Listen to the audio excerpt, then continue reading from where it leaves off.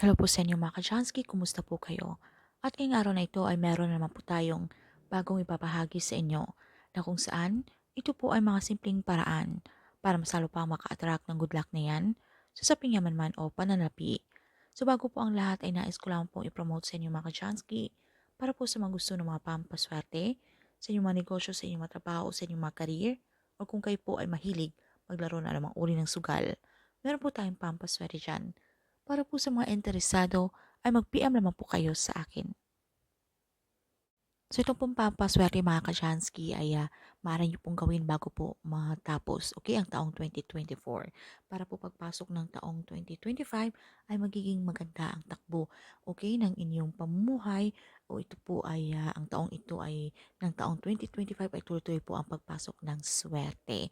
So gamit lamang po ang 8 piraso ng putil ng pawang. Kailangan din po natin dito ng isang basong may tubig mga Kachansky, nalagyan po natin ito ng 3 kutsarang asin. So kung meron pong ulan or kung malapit po kayo sa dagat, pwede po natin gamitin, yung tubig na galing dito. Pero kung wala naman po ay wala pong problema. Pwede na po yung sa inyong mga faucet, alright? So ito po ay gawin natin sa umaga mga Kachansky between 6 to 8 a.m. So napakasimple lamang po ang ating gagawin mga Kachansky. Maglagay lamang po tayo ng tubig o kalahating basong tubig dito sa ating baso mga Kachansky at pagkatapos ay lagyan po ito ng 3 kutsarang asin.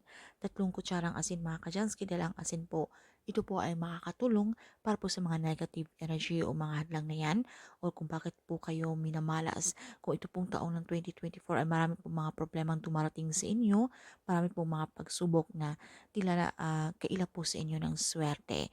So, ito pong asin ay makakatulong, kung ano man po yung mga nagiging hadlang sa inyong pagyaman.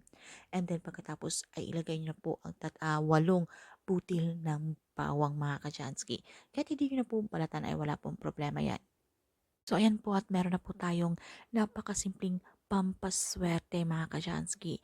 So para ito po ay ma-activate ang energy nito, para ito po mas lalo pang maging pipisa, ay dasalan nyo lamang po ito mga Kajansky. So isang ama namin at isang sumasampalataya ako kung kayo po ay katoliko.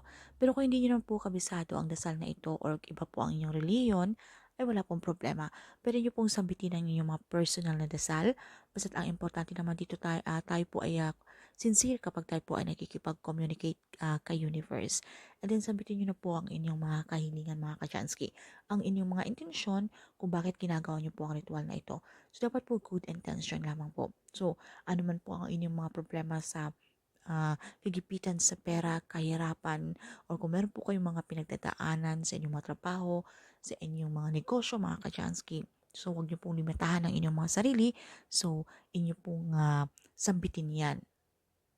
Lalo na po kung kayo po ay deserve niyo po ang bagay na inyong hinihiling, dahil kayo naman po ay hindi tamad, kayo naman po ay nagsusumikap sa buhay, kayo naman po ay matulungin sa kapwa, wala po kayong nilalamangan. So tila kailap lang talaga po ng swerte. So dapat po sa mga ganitong mga ritual din mga Kashansky ay malakas po ang inyong paniniwala para ito po ay mag-work sa inyo. Dahil dito po ay pinapractice po natin dito ay law of attraction na kung saan kung malakas po ang ating iniisip na magagandang bagay lamang po ang mangyayari na kung saan yung minamanifest natin na ito po ay mangyayari ay ito po ay mangyayari mga Kajansky. Or pwede rin po ito mga Kajansky kung kayo ay mahilig tumaya ng loto. So pwede nyo pong ihiling na mahits nyo po ang jackpot, why not? Dahil alam nyo po sa sarili na deserve nyo yan at marami po kayong matutulungan, ng mga taong nangangailangan. So pagkatapos nyo pong sabitin ang inyong mga intensyon, ay inyo na pong i-claim, i-affirm sa inyong mga sarili ang mga swerteng darating. Sabitin nyo lamang po yung ating mantra. Thank you, universe. Now I'm ready to receive the blessings. At pagkatapos nito mga Kajansky, ito pong ating baso ay tayo po ay pasikatan muna natin ito sa sikat ng araw. Kahit ilang minuto lamang po, kahit mga 10 to 15 minutes para mas lalo pang ma-activate ang energy nito. Dahil alam naman po natin na ang sikat ng araw ito po ay napakamaswerte. Ito po ay galing sa kalikasan. Ito po ay nagbibigay sa atin ng liwanag at ito po ay sumisimbolo ng pag-asa. At pagkatapos ay ready na po itong ating pampaswerte na pang-attract ng mga positive energy na yan o mga good vibes na yan.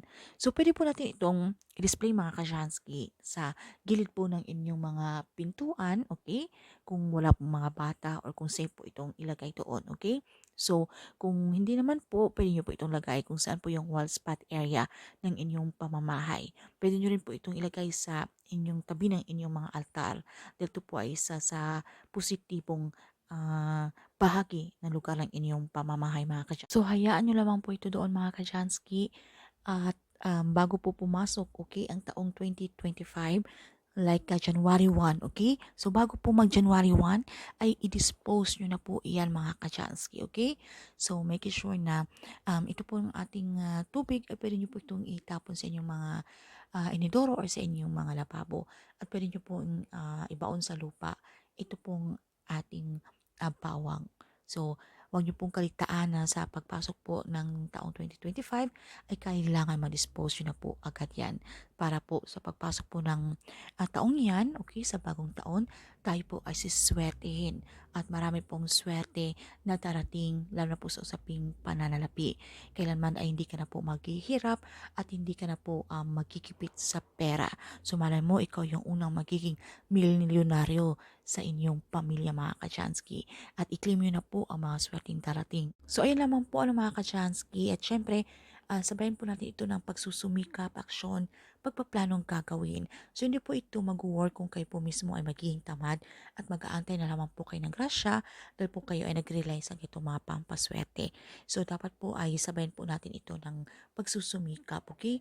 Mga pagpaplanong gagawin na mag-isip pa po kayo ng mga bagong ideya kung paano pa po kayo mas lalong umangat sa inyong buhay. Dahil po sa universe, nakaabang lang yan mga ka-Jansky or nakatingin para sa mga taong deserve, okay, na pagbibigyan itong mga swerte na yan. So kung alam niyo po na ikaw yung karapat-dapat, ay wag po kayong mag-alala dahil ito po ay mangyayari. So, kailangan i-claim, i-affirm nyo na po yan mga ka-Jansky. So, yun lang po at kung meron po kayong mga katanungan o hindi man masyadong klaro sa topic na ito, ay paki-comment na lamang po sa ibaba. So, bye mga ka-Jansky and see you again our next one.